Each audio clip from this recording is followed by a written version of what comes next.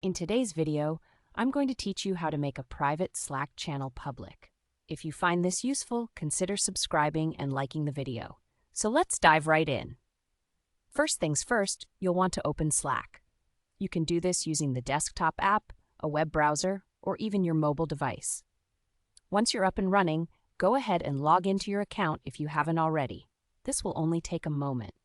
Now that you're logged in, take a look at the sidebar on the left side of your screen. You'll notice a list of workspaces. Click on the specific workspace that contains the private channel you want to modify. Just pick that workspace and we'll move on to the next step. Great! Now that you're in the right workspace, it's time to find the private channel you want to change. Browse through your list of channels until you spot the private one. You can easily identify private channels because they have a little padlock icon next to their name. Once you see it, go ahead and click on that channel. With the channel open, look to the upper right corner of your screen where you'll spot three little dots.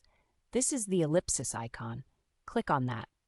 A drop-down menu will appear, and from there you want to select the option that says Edit Settings. This is where the magic happens. Now you're in the channel settings and you're almost there. In this settings menu, look for the option labeled Change to a Public Channel. When you find it, just click on that option. Before you proceed, it's important to note that typically you need to be either the channel owner or a workspace admin to have the necessary permissions for this kind of change.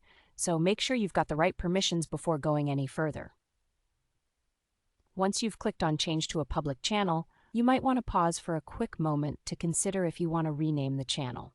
If so, now's your chance to give it a new name that fits its new public status. Just make your adjustments, and once you're done, click on Save Changes to finalize the process. And just like that, your private Slack channel is now public. Keep in mind that making a channel public will allow anyone in your workspace to join and see all the history and messages that have been shared. This can be a great way to encourage collaboration and open up discussions.